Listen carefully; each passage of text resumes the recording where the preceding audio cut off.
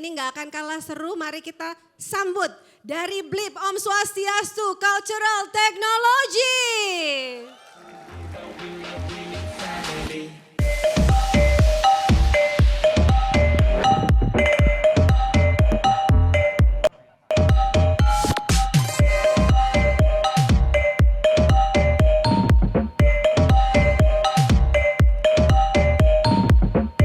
Ladies and gentlemen, please welcome Mr. Sofyan Hadi.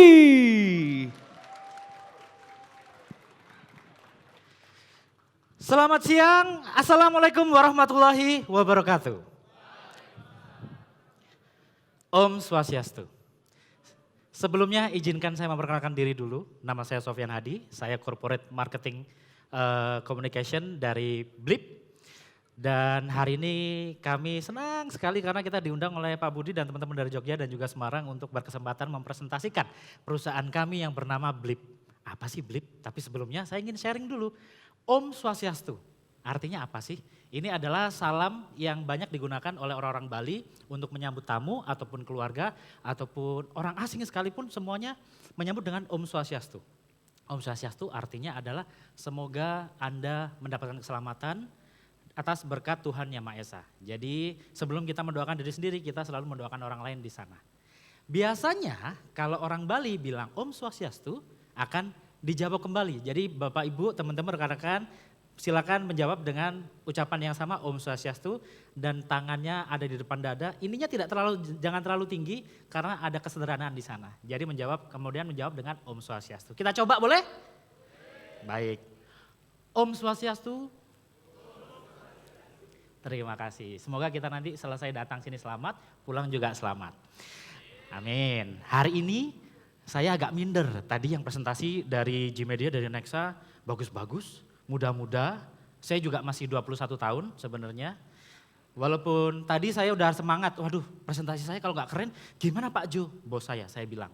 Kemudian jawabnya, yang penting lucu. Kalah lucu sama yang tadi mas-mas yang sudah hacker, pinter, muda, lucu. Udah gitu ada foto saya di sini, saya pertama kali dihack. Jadi handphone saya langsung mati saat ini. Saya takutnya tiba-tiba muncul apa di sini kan saya deg-degan ya. Jadi saya apa adanya saja. Saya ingin hari ini membawa tentang teknologi yang mungkin bukan yang paling mutakhir, mungkin bukan paling yang trendy, tapi bisa saya bilang adalah teknologi yang paling tua yang ditemukan oleh manusia. Yang namanya adalah budaya.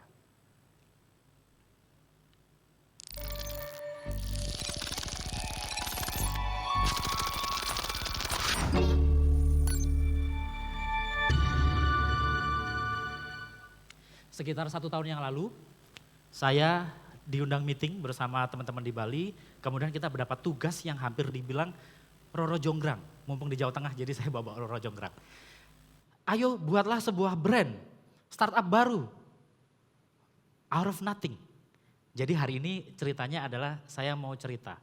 Saya mau ngobrol tentang perjalanan kami bagaimana sebuah BLIP muncul sampai hari ini.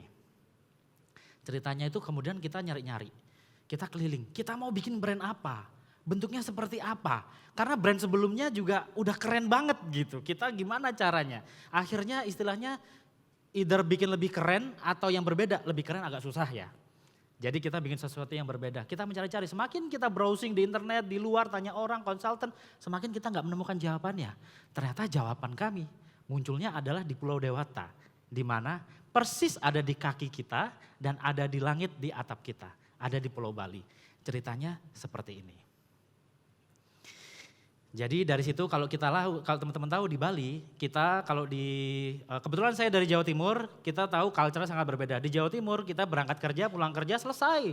Tidur, nonton Netflix, mungkin bareng keluarga. Kalau di Bali berbeda. Senin sampai Jumat bisa jadi mereka kantoran rapi, Sabtu Minggu menari legong. Bapak-bapak di sana ganteng-ganteng, gagah-gagah. Kemudian pakai baju rapi, kemeja, bekerja pagi, siangnya buka baju, narik kecak. Dari situ kita terinspirasi bahwa sebenarnya di Bali itu culture-nya adalah semuanya serba do more, semuanya melakukan lebih. Gak cuma melakukan satu hal, everything it has to be do more. Dari situ menginspirasikan kita bahwa sebenarnya internet itu mendukung orang untuk melakukan sesuatu yang lebih, sesuatu yang do more. mulai dari nggak cuma entertainment, bisa juga di situ bisnis, kita bisa belajar sesuatu dan sekarang zamannya semua orang bisa dapat duit tanpa harus ngantor. Ada juga kebebasan membesarkan anak plus dapat pekerjaan. Jadi peran kita di industri ini adalah penting banget. Kita merubah hidup orang-orang di sekitar kita. So this is more than just business. We always want people to do more. Kemudian kita mencari tahu nih sebenarnya kalau orang Bali itu sukanya adalah sesuatu yang bersifat storytelling. Mungkin teman-teman familiar dengan bentuk barong. Barong itu adalah mythical creature. Jadi dia adalah makhluk mythical Bali yang sangat dipopulerkan di Bali dan sangat disayangi oleh orang-orang Bali. Hampir semua di sana digunakan sebagai icon. Barong itu adalah dia selalu simbol melawan kejahatan. Mungkin bentuknya menakutkan, tapi superhero-nya Bali adalah barong. Jadi barong ini dia selalu punya kekuatan untuk melindungi umat manusia ceritanya. Dari situ kita berpikir, oke, orang Bali kemudian suka kita tahulah bahwa sebenarnya storytelling is always the key. Good stories surprise us, they make us think and feel. They stick in our minds and help us remember ideas and concept in a way that PowerPoint cram with bar graphs never can. Pendeknya, storytelling itu sangat penting banget, lebih penting dari presentasi manapun. Jadi kita harus mikirin, oke, barong, storytelling, kita punya apa sih? Icon apa yang perlu kita tunjukkan, kita tampilkan. Kemudian saya mencari tahu, saya belajar dari teori retorika Aristoteles yang di sana ada the art of persuasion. In order to have an icon, di mana untuk memiliki sebuah icon harus ada 3 elemen penting. Zaman itu ditemukan adalah ethos, logos, dan pathos. Yang pertama ethos itu punya karakter yang kredibilitasnya tinggi. Artinya nih orang bisa dipercaya. Yang kedua logos, jadi kita punya metode berpikir yang logik. Kalau kita berhubungan dengan teknologi semuanya harus logik. Dan jangan lupa elemen paling penting mumpung dekat Valentine ada namanya pathos. Menggunakan elemen emosi yang berakkan. Kalau kita punya teknologi tapi tidak menggerakkan manusia untuk menggunakan untuk hal yang baik contohnya, what's the point? Kita gagal sebagai manusia yang baik. Mungkin kita harus bikin Blippi. Saya nutupin Blippi enggak? Oh enggak, Blippi. Saya kenalkan Blippi. Blippi ini adalah ikonnya dari Blip. Dia adalah seekor lebah berbentuk robot. Lebah kita tahu adalah memiliki kerjasama yang luar biasa, punya manajemen yang rapi, dan mereka juga terkenal kerja keras dan tidak mementingkan diri sendiri. Jadi mencari hasil terbaik untuk komunitasnya. Dari situ kita ngelihat, oke, sepertinya Blippi lebih cocok ini. Bayangkan sudah robot lebah, cepat dan baik dan pinter. Jadi harapannya kita bisa menjadi ikon kita. Karena yang dihadirkan ke dalam dunia adalah sesuatu yang diambil dari alam, yang terbaik saja kemudian diberikan kepada komunitas. Bukan untuk diri sendiri, untuk komunitasnya. Itulah filosofinya Blippi. Seperti halnya kalau kita jalan-jalan ke Bali, mungkin kita pernah lihat ini bentuknya seperti ini. Persembahan biasanya disanggul oleh ibu-ibu di Bali, itu namanya gebokan. Gebokan ini adalah seperti bisa dibilang dia sesembahan. Diambil dari hasil alam terbaik, kemudian dibuat sedemikian rupa cantiknya, semakin tinggi semakin bagus karena lebih mendekati Tuhan Yang Maha Esa menurut teman-teman di Bali. Kemudian, kalau kita mau menjadi Blip, we need to be giving the best. Tapi kita sudah memberikan yang terbaik belum sih? Nah itu yang jadi pertanyaan kita. Selama ini di Bali kita udah memberikan yang lebih belum? Sudah belum Mas Alvin? Kita udah ngasih yang terbaik belum? Sudah atau belum? Kok gak dijawab aku Mas? Oh tapi belum nyalamin deh. Sudah katanya. Kita lihat sebenarnya kita udah memberikan apa sih sebenarnya? Oke, sebenarnya dari kami sudah berusaha memberikan yang terbaik seperti yang dibilang Mas Sofyan sebelumnya.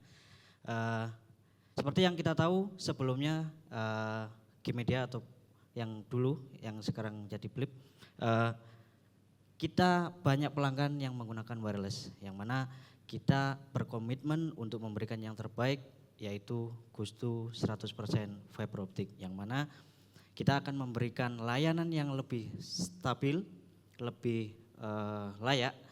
Jadi dari sebelumnya pelanggan kami yang totalnya sekitar 518, kini sudah tersisa 125 yang masih pakai wireless, yang mana kita sudah berhasil memindahkan dari wireless ke fiber optic sebanyak 70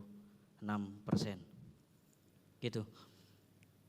Nah, di mana 3 tahun terakhir dari tahun 2020 yang mana panjang kabel gelaran Evo kami itu masih 155 km, yang mana sekarang terakhir di 2022 itu bisa mencapai di 215 km, yang mana ini sudah bertumbuh 29%. Nah, seperti yang kita ketahui bersama juga, mungkin teman-teman teknis juga mengalami juga, di mana wireless sendiri ini selain banyak mungkin gangguan dalam arti cuaca yang sedikit berubah, ada gangguan, atau maintenance-nya, perangkatnya juga sekarang sudah mulai agak mahal, cost operasionalnya. Kita bisa dapat tujuannya meredus gangguan, yang mana tahun sebelumnya di 2021 di mana tiket yang kami handle itu di sekitar 4.000 dan bisa kami redus di 2.000, yang mana 51% solve ini bisa kami selesaikan. Nah, selain itu, di mana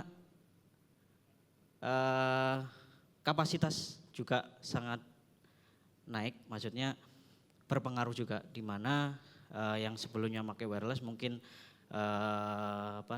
kapasitas maksimal 10 sampai 15 mega, yang mana kalau pakai fiber optik kita yang sebelumnya ini jual yang starter gitu, untuk home itu minimal di 30. Nah, ini pertumbuhan kami di 2 tahun terakhir untuk capacity upstream naik di 58% dan capacity intercity ke arah Jakarta naik di 42%. Tapi kita percaya juga kami yakin, maksudnya tidak semua bisa fiber optik, yang mana kalau di Bali sendiri itu ada kawasan-kawasan eksklusif, yang mana ini masih menjadi sasaran kami, di mana kawasan eksklusif ini biasanya ada satu ISP atau vendor yang mengelola area tersebut, tapi ini harga mungkin ya dari price itu agak tinggi.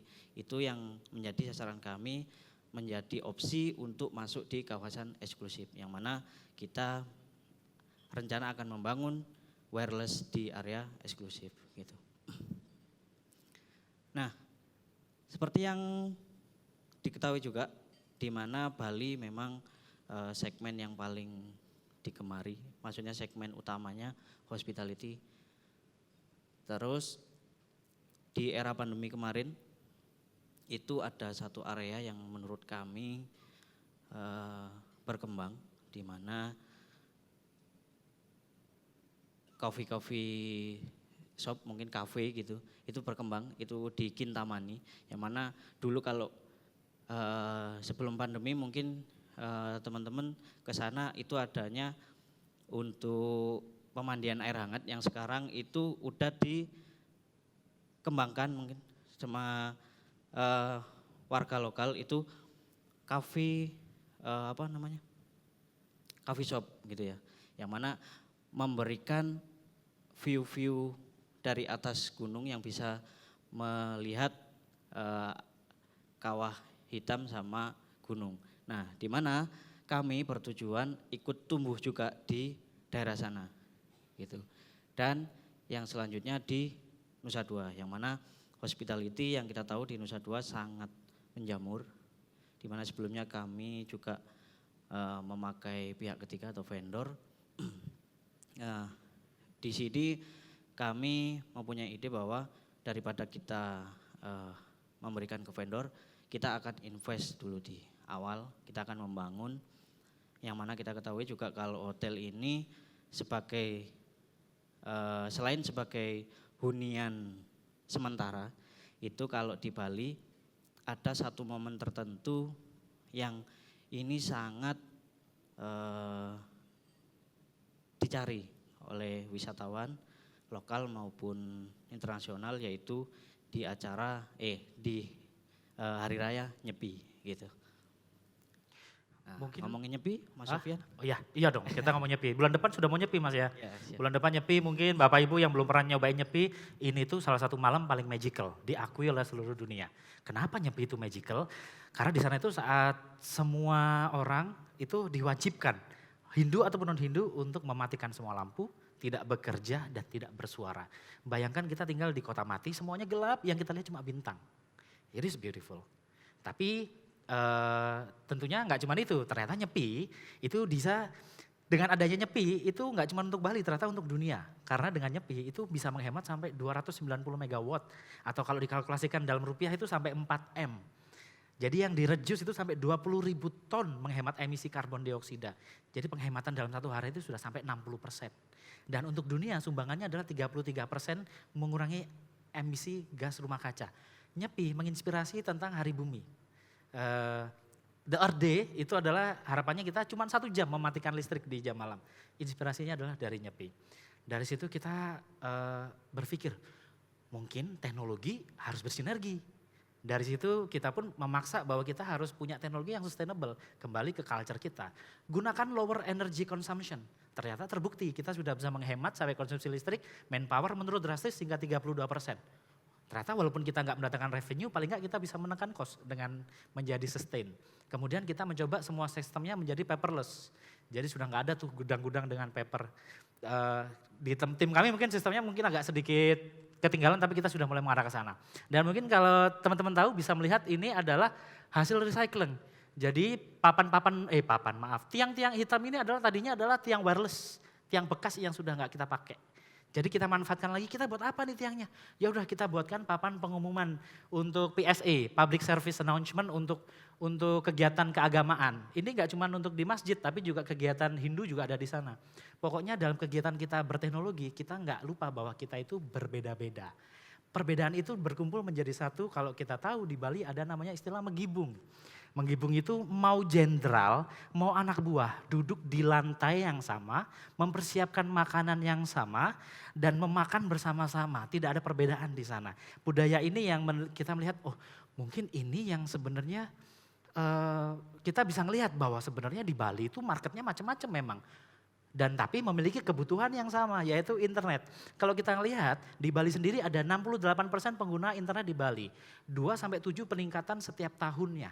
Oke, berarti memang benar nih, memang kita harus menggibung bersama marketnya gitu. Kita nggak bisa pilih-pilih. Kemudian yang penting adalah kuncinya gimana caranya stand out. That's the only key, karena internet juga banyak sekali di Bali. Kemudian bagaimana cara stand out, kemudian kita berpikir lagi. Yang penting kalau kita mau stand out di mata siapa? Siapa yang harus melihat kita? Kita berpikir, oke nggak aneh lah ya. Kalau di Bali ada namanya Raja Bali. Raja Bali nggak cuma satu di Bali. Ada Raja Ubud, ada Raja Denpasar, ada Raja Gianyar, ada Raja Singaraja. Dan kita tahu ini bukan istilah yang sudah baru bahwa pelanggan adalah raja. But then which king that we need to serve? Raja yang mana sih yang mau kita senengin? Kita berpikir lagi, Blip gimana ya? Oke, kita cari tahu.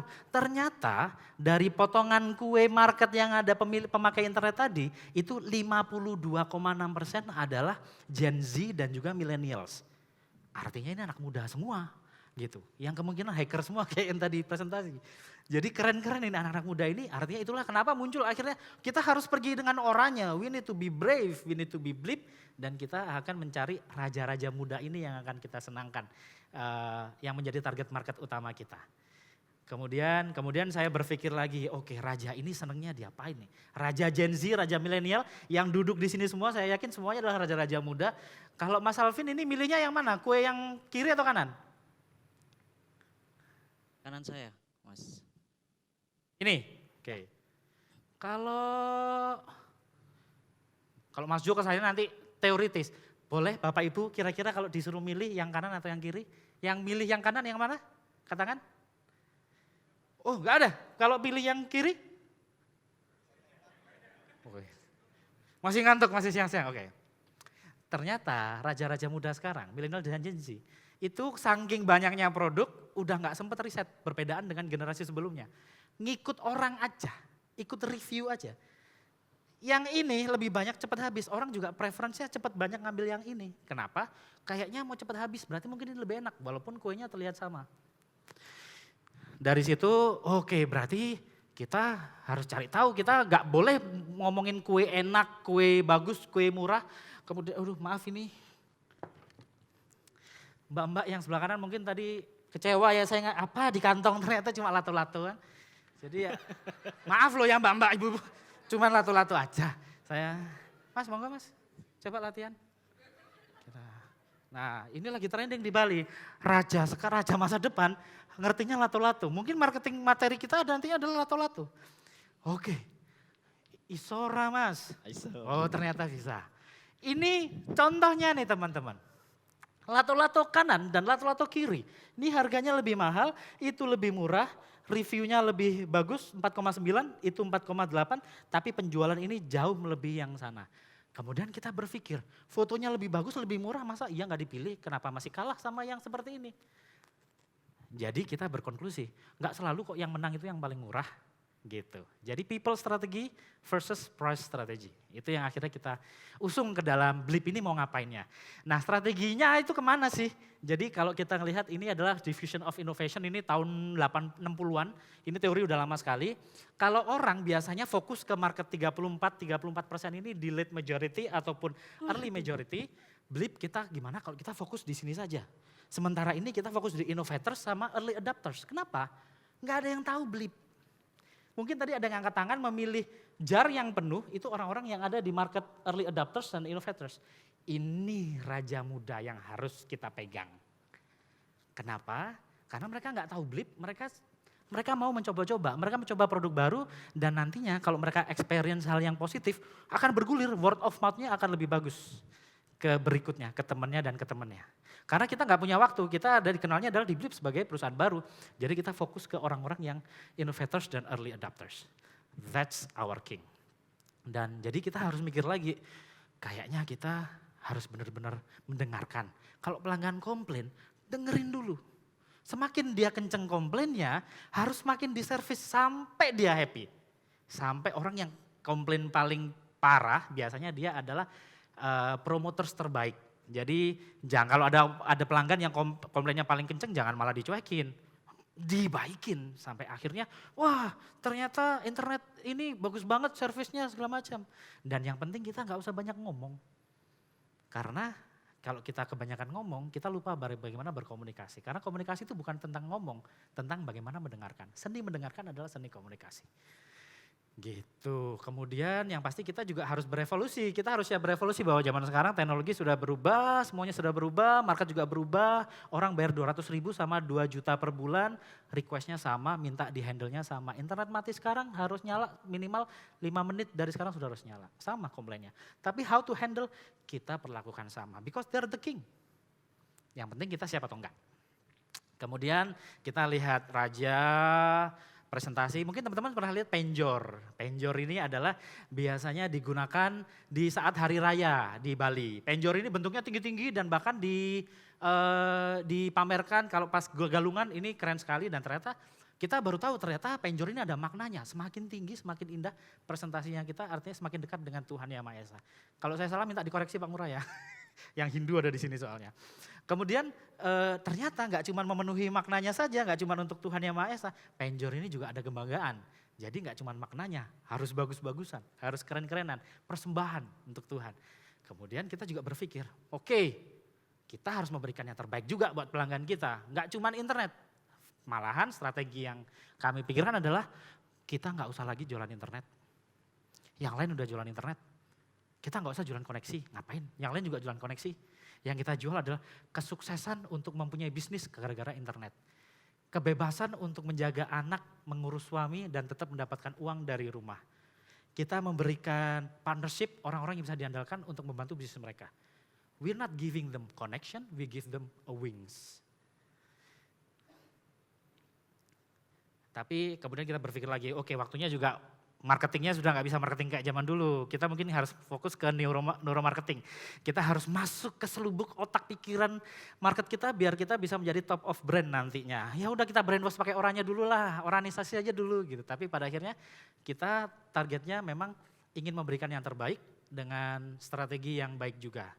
Tapi kita tahu bahwa strategi yang baik, marketing yang baik itu tidak berdasarkan keberuntungan. Walaupun kalau di Bali kita tahu angka keberuntungan adalah angka 3. Jadi kita bisa lihat kalau di sana angka 3 itu namanya tenget atau membawa angka yang membawa keberuntungan. Jadi kalau di Bali tangga itu tidak ada yang kelipatan genep, semuanya kelipatan 3. 3, 9, 15 yang saya tahu. Karena itu membawa keberuntungan. Tapi kami juga percaya itu, kita percaya bahwa marketing yang bagus itu sebenarnya adalah there is no luck at all. It's only good marketing.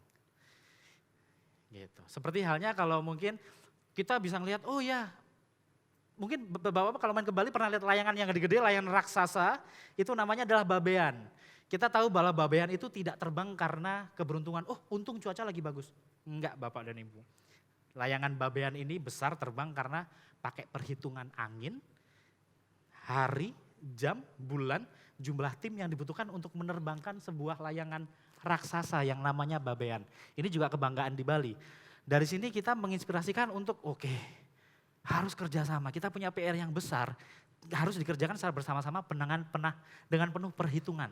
Nggak bisa cuma mengandalkan keberuntungan saja. Dan di Bali ada istilahnya kebersamaan tersebut namanya adalah menyama braya. Di mana zaman pandemik itu bisa dibilang krisis paling parah yang pernah dihadapi orang Bali seumur umur. Banyak banget yang gak survive di masa krisis tersebut. Tapi saya bisa melihat bahwa ternyata dengan menyama braya, orang Bali itu bisa bertahan. Karena menyama braya itu apa sih? Menyama braya adalah, jadi kita datang bersama-sama, ada masalah kita selesaikan bersama-sama. Jadi dengan keadaan critical situation di Bali, selama dihadapi secara bersama-sama, kita tidak sendiri. Kegagalan itu terjadi saat kita merasa sendiri. Itu yang saya pelajari bagaimana kita memiliki tim untuk terus bertahan dengan istilah menyama braya. Gitu. Kalau menyama braya, akhirnya hasilnya apa nih Mas? Akhirnya hasilnya adalah tourist is back. Nah, kalau kami atau kita sebagai pelaku usaha di dunia industri ini, tentu kita akan merasa sangat senang nih, tourist is back. Seperti data sebelumnya, di tahun 2022 mulai bulan Maret sampai bulan November terakhir itu ada peningkatan yang drastis. Jadi di 287.000, ini penerbangan, ini data penerbangannya, ini. Terus ini untuk turisnya, maaf gak kelihatan. Nah, hanya saja yang menjadi bukan masalah, yang harus menjadi kita solusikan adalah di mana villa ataupun hotel di Bali tidak sepenuhnya beroperasi penuh, full gitu ya. Nah, yang mana kita akan mengusung itu semua dengan konsep BPO, pay per occupation. Bayar internet kalau ada tamu check-in saja tiap kamar gitu. Jadi di mana ini adalah win-win yang kita tawarkan kepada villa atau hotel yang ada di Bali, di mana ini akan yang nantinya tidak akan menjadi beban untuk villa atau hotel itu karena bayar internet kalau ada tamu check-in, di mana biar kalau orang Bali itu namanya biar nggak ada utang itu nanti bisa mensucikan kembali gitu ya Mas Sofyan ya. Betul. Kalau dilanjut itu ada istilah melasti. Di Bali itu melasti, mungkin Bapak Ibu belum pernah, yang populer kemarin sempat viral juga di internet adalah kenapa orang non Bali pergi melasti gitu. Sebenarnya untuk fun aja, tapi kalau untuk orang Bali ini meaningnya sangat dalam sekali. Melasti itu adalah upacara penyucian, menyucikan dari ketidakberuntungan, setelah kecelakaan atau ingin mempurifikasi diri sendiri aja, mereka melakukan melasti dengan media air, jadi purifying.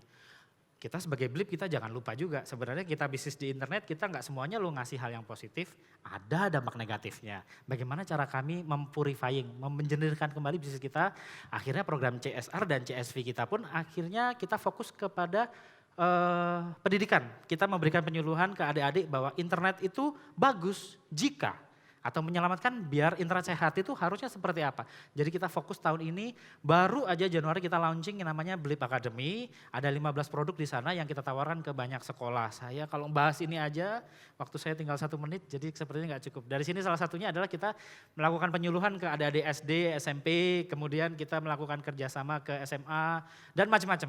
Termasuk program pemerintah, link and match, praktisi mengajar, kita tetap melakukan. Ini adalah program kita untuk memelasti, untuk purifying, untuk menjernihkan semua bisnis yang kita jalankan. CSR yang kita lakukan. Dan yang kita tahu adalah dengan adanya melasti kita semakin rendah diri. Dari situ kita memahami bahwa kita boleh teknologi paling maju, tapi kita percaya bahwa teknologi, our updated and most celebrated technology that we use is modesty. Because it's still sexy. Kesederhanaan masih appealing, masih menyenangkan, masih dilirik oleh masyarakat di Bali.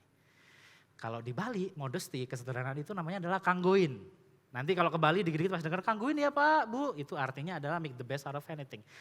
Adanya cuman kopi, pisang goreng, kanggoin ya. Seperti presentasi saya hari ini mungkin tidak sesuai ekspektasi tapi kanggoin ya. Mohon semoga ada satu atau 2 hal yang bisa bermanfaat. Kurang lebih seperti itu dalam kami pasti yakin, saya dan Mas Alvin, kita pasti memiliki kekurangan, disengaja ataupun tidak, jadi kita mohon maaf kalau dalam bahasa Bali saya ingin menghaturkan matur suksma. Terima kasih. Matur suksma, terima kasih untuk pencerahannya.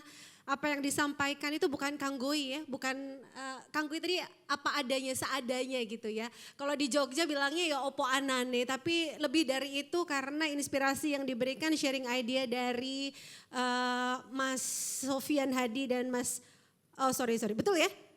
Betul ya, Mas Sofyan Hadi dan Mas Alvin Zidni ini dari Om Swastiastu Cultural Technology ini tadi saya mencatat bahwa